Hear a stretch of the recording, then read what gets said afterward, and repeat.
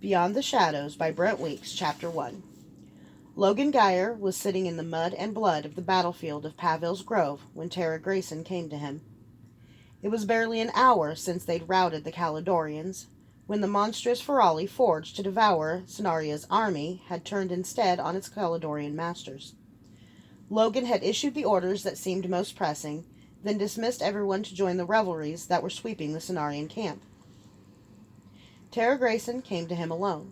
He was sitting on a low rock, heedless of the mud. His fine clothes were so spattered with blood and worse, they were a total loss anyway.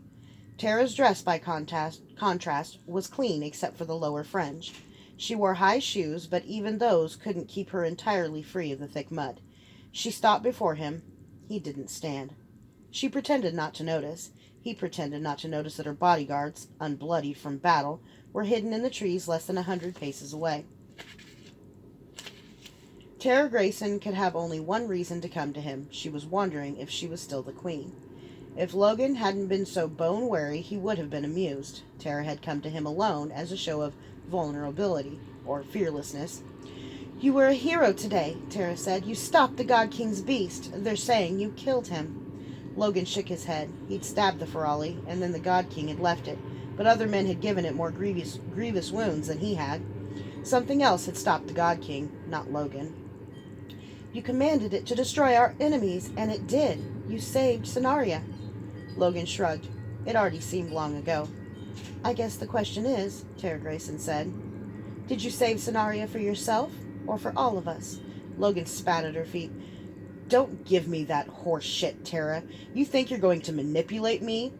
You've got nothing to offer, nothing to threaten. You've got a question for me? Have a little respect and just fucking ask."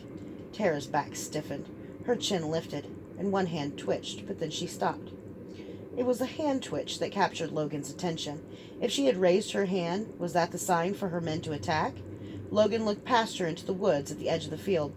But the first thing he saw wasn't her men. He saw his own. Aegon's dogs, including two of the astonishingly talented archers Aegon had armed with Humuri bows and made witch hunters, had stealthily circled behind Tara's bodyguards. Both witch hunters had arrows notched, but not drawn. Both men had obviously taken care to stand where Logan could see them clearly, because none of the other dogs were clearly visible. One archer was alternately looking at Logan and at a target in the woods. Logan followed his eyes and saw Tara's hidden archer, aiming at Logan, waiting for Tara's signal. The other witch hunter was staring at Tara Grayson's back. They were waiting for Logan's signal. Logan should have known his streetwise followers wouldn't leave him alone when Tara Grayson was near. He looked at Tara. She was slim, pretty, with imperious green eyes that reminded Logan of his mother's. Tara thought Logan didn't know about her men in the woods. She thought Logan didn't know that she had the stronger hand. "You swore fealty to me this morning under less than ideal circumstances," Tara said. "Do you intend to keep your troth, or do you intend to make yourself king?" She couldn't ask the question straight, could she? It just wasn't in her, not even when she thought she had total control over Logan. She would not make a good queen. Logan thought he'd already made his decision, but he hesitated. He remembered how it had felt to be powerless in the hole, how it felt to be powerless when Janine, his just-wed wife, had been murdered. He remembered how disconcertingly wonderful it felt to tell Kyler to kill Gorky and see it done. He wondered if he would feel the same pleasure at seeing Tara Grayson die. With one nod toward those witch hunters, he would find out. He would never feel powerless again. His father had told him, an oath is the measure of the man who gives it. Logan had seen what happened when he did what he knew was right, no matter how foolish it looked at the time. That was what rallied the Holers around him. That was what had saved his life when he was feverish and barely conscious. That was what had made Lily, the woman the Caledonians crafted into the Ferali, turn on the Caledonians. Ultimately, Logan's doing what was right had saved all of Cenaria, but his father, Regnus Geyer, had lived by his oaths, through a miserable marriage and miserable service to a petty, wicked king. He gritted his teeth all day and slept well every night. Logan didn't know if he was as much of a man as his father. He couldn't do it. So he hesitated.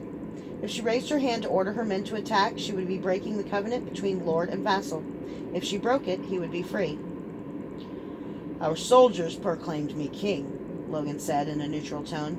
"Lose your temper, Tara. Order the attack. Order your own death."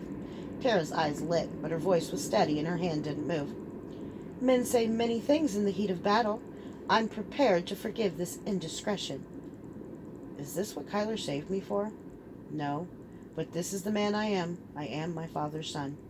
Logan stood slowly, so as not to alarm either side's archers. Then slowly he knelt and touched Tara Grayson's feet in submission. Late that night, a band of Caledonians attacked the Cenarian camp, killing dozens of drunken revelers before fleeing into the darkness. In the morning, Tara Grayson sent Logan Geyer and 1,000 of his men to hunt them down.